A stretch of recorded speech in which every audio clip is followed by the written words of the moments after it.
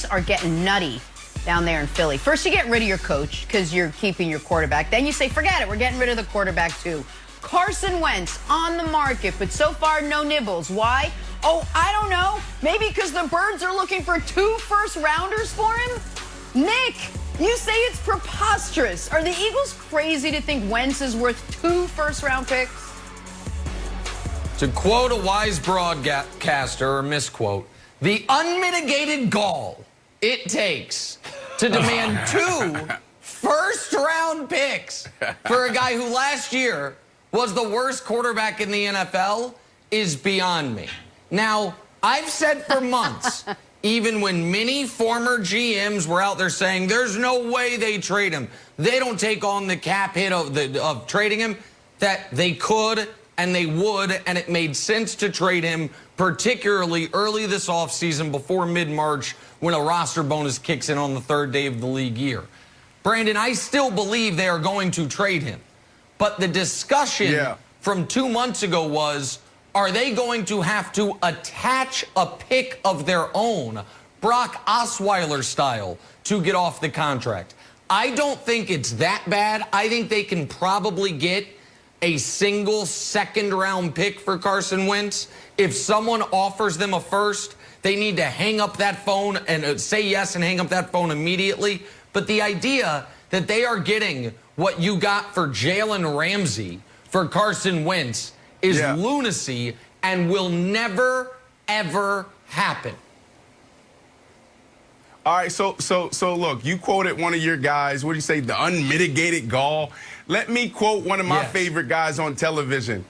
What the hell we doing, bro? I think that's you, Nick. Isn't that your thing? What are we doing here? Are we serious right now? You're asking for 2 first-round picks? Like, if it was 2 years ago, I think you can demand that and potentially more. But when you think about the reports that came out this year and the reports that came out, last year, a little bit over a year ago, then you really have to question if this is the right guy.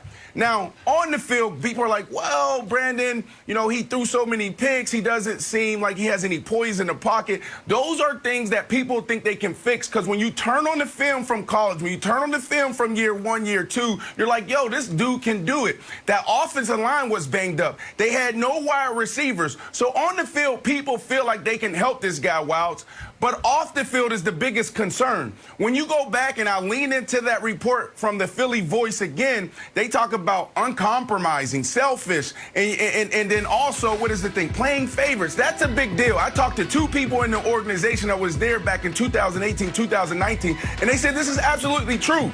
We witnessed this year that talent only takes you so far. Tom Brady led his team to Super Bowl 55 off of leadership. Leadership is everything. I was a guy, Wilds, at the beginning of my career, the first 4 years, I didn't understand that dynamic in the locker room and how important it was. And then once I realized that it was the most important thing out there, then that's when I start leaning into it and start understanding that that's where people win and that's how you separate yourself from the good to the great. And if Carson Wentz is a guy that can't come in the locker room and bring people together and galvanize his troops, then he's not worth the 1. He's not 2 picks. He's not even worth 1. What the hell are we doing here? Yeah, I thought, Brandon, to the leadership thing, I thought him not dressing for the final game of the year, just in case Jalen went down or something happened, I thought that was a chance to sort of have rebrand himself as a good leader and a team guy, and it didn't happen. Nick, to your point about the picks, I didn't know if these were NFL reports or those new T-Mobile ads. Like, hold on, what? We're getting picks or you want picks? I can't quite hear you on this. The message is all screwed up. Because I thought the picks were the tax that you were paying Goff style for eating that big salary. Because I think the Eagles are confusing his value on the market. Because I think there's sort of 3 tiers of values, and you tell me what you think. The stars that are available, Deshaun Watson, Russ, if Aaron Rodgers is somehow available, there's almost, you can't pay enough or trade enough assets of how much those guys are worth. The second place is potential. Your Justin Fields, like, who knows? It's a safe pick for the GM. There's no downside, like, oh, I don't know, Tua didn't work out, or maybe we can make it work out. The third, in the lowest value, is the reclamation project. We saw it with Jameis, who signed for $1 million, Cam for $1 million, and Carson Wentz. When you throw as many interceptions as you do, touchdowns, and you're sacked 50 times, and there's locker room issues, I don't think you fall from star. You're not potential. You're a reclamation. So I think the asking price is going to be severely suppressed. And I do think there is an element of, I'm going to use a weird analogy here, like the monopoly bargaining element. Like you want to sell Park Place, and you're like, I'll sell it to you for $3,000. And you're like, man, I hope I get $800. And where your ask is so high that you're hoping you're like, that you are almost mind melding your opposition into thinking $1,200 is a good price. I think that's probably what's happening here.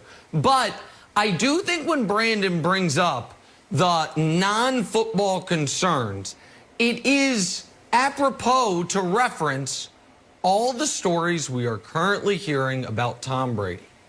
If part of what makes Brady great is how loyal his teammates are to him, how much people love him, how great of a leader he is, if we all agree that on just pure arm talent alone, there's a handful of quarterbacks in recent history that would outclass Brady in the old quarterback competitions, but yet Brady has 7 rings, then you must do the inverse of that, which is even if you have a ton of arm talent, if all the other things, Brandon, that go into being a quarterback you stink at, and by the way, you're hurt all the time, and by the way, ball security is job security, and you weren't good at that last year, then what is your actual value? Your actual value is that you were the 2nd overall pick and you had 1 brilliant season. And people don't want to give up on that at 28 years old. So be it. But those other things take a real hacksaw to the rest of your value that you have to overcome. Yeah, we had an opportunity to interview Bruce Arians last night on price for Carson Wentz. Are they overvaluing their quarterback? Is LeBron really on track to win MVP in year 18? And Kyrie has some thoughts on why the Nets continue to struggle. Good Wednesday morning, everyone. Welcome to First Things First. I am Jenna Wolf alongside Nick, Brandon, and the birthday boy, the K-Man, Kevin Wilds. Happy birthday, buddy. Going to be a fun morning because you are in a good mood. You know what? But Brandon, your Nets, are they ever going to figure this out, buddy? Did Nick setting me up? Don't talk to me about the Nets and the defense. Is it mid? We'll stick with Kevin's It's birthday. getting close, Brandon. It's getting awful close. All that aside, we got to start in Seattle. All right. So yesterday, guys, we're out here. We're doing the show. Yada, yada. Boom. Brandon drops a bomb. Russell Wilson might be on his way out of Seattle. What? He said the Seahawks received calls for Russ the last couple of days. Then we heard reports Russ is ticked off about the way his team's protecting him. Strap in, folks. This story's taking flight. Here is Russ yesterday on the Dan Patrick Show. Listen to this. Yeah, I definitely believe they've gotten calls for sure. I think that, I think anytime you're, a player that, tries to produce every week and has done it for, consistently, I think people are going to call for sure. And I think it's part of the process. Yeah, but you're a franchise quarterback. You're a Hall of Fame quarterback. You're not available, are you? Well, I'm not sure if I'm available or not. That's a Seahawks question. But I think more than anything else is, I think at the end of the day, you want to win. You play this game every day to wake up to win. You play this game, to be the best in the world. I hate sitting there watching other guys play the game. There's nothing worse. By the way, you looked miserable at the Super Bowl watching. Yeah, there's a picture of Sierra and Roger talking. I'm sitting there I'm watching this game, wishing that I was in there playing. Brandon, you said the same thing. Watching him at the Super Bowl, he really did. He looked distracted. He looked miserable, as Dan said. How close do you think the Seahawks really are to losing Russell Wilson? Yeah, I mean, we talked about this a couple of weeks ago, and I said Pete Carroll is on the verge of botching the Russell Wilson era. Like, he really is. You think about the Legion of Boom. That was that era. And once you dismantle that team and you give the ball solely to Russell Wilson, now you're saying lead us. And when you have a Hall of Fame quarterback You can't ask this guy to hand the ball off on first and second, third down. You can't continue to go draft after draft after draft and not building up that offensive line. You have to give him everything he needs to be successful. This is really interesting. That interview he did with Dan yesterday was interesting because we've never seen this part of Russell, Nick. We've seen Russell Wilson, the husband. We've seen Russell Wilson, the business, the father. We've seen Russell Wilson, the team.